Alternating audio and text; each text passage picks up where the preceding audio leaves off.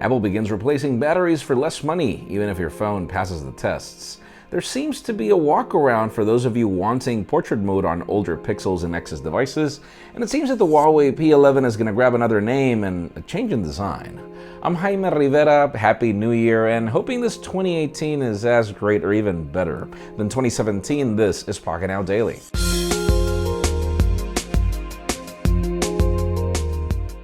The official news today begin with promises made, promises kept.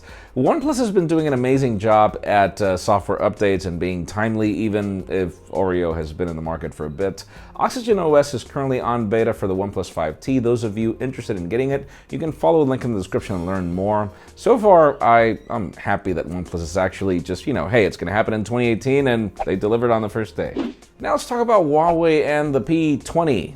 Those of you that were waiting for a P11, it seems that things have changed. Apparently there is a name change, and we've got some leaked CAD images that show us a device with 3 lenses at the back. And we're exactly wanting to know what the company is planning with 3 lenses. Let's see how that goes.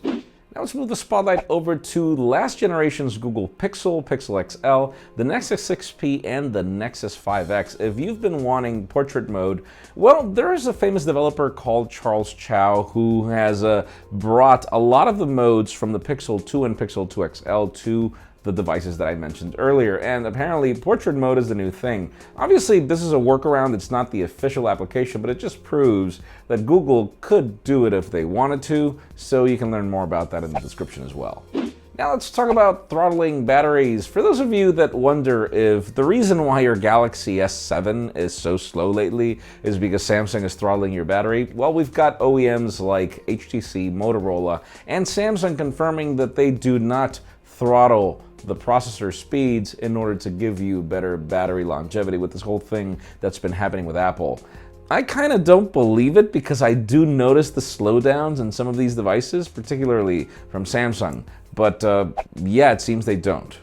And finally, the very hot news of the end of the year, because this didn't really happen today. The news are being slow to catch up with all the change in year and everybody coming back from the holidays. But Apple has decided a few things for those of you that didn't know. First of all, if you want to replace your battery, the company will do it for $50 less, meaning $29 to replace the battery on your 6XS. And there is a list down in the description that details more. Even more important, if you go to a Genius Bar, and even if the phone passes the test, apparently Apple will still replace your battery. It's interesting that the company has, 1, apologized, and number 2, has come with this solution. It leads me to the question today. Do you think that the smartest thing is for you to change your battery, or will you just leave it as is? You haven't really noticed any performance issues.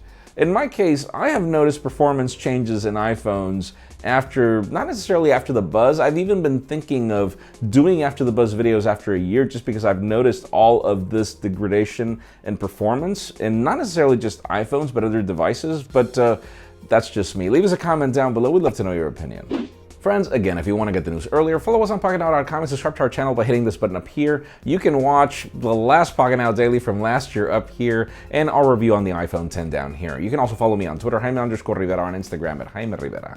Please give this video a thumbs up if you like what you saw. I am Jaime Rivera. Thanks so much for watching. We'll see you tomorrow.